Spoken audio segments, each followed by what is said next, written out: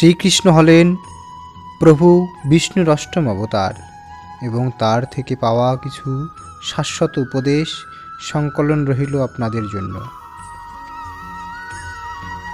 জীবনে লক্ষ্য স্থির রাখা আবশ্যক, কারণ লক্ষ্যহীন জীবন মানুষকে ভুল পথে চালিত করে।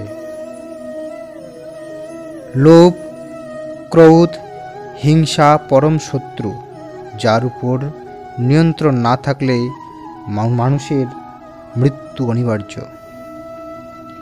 ইন্দ্রিয় থেকে প্রাপ্ত আনন্দ প্রথমে অমৃতের মতো মনে হলেও শেষ পর্যন্ত এটি বিষের ন্যায় ক্ষতিকারক হয়ে ওঠে, যা কেবল মানুষের জীবনকে পাপে পরিপূর্ণ করে।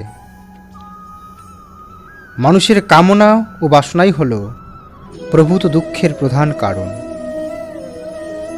জন্মের সাথেই মানুষের মৃত্যু নির্ধারিত, তাই নিজের কর্ম করো যা অনিবার্য, তার জন্য দুঃখ করো না।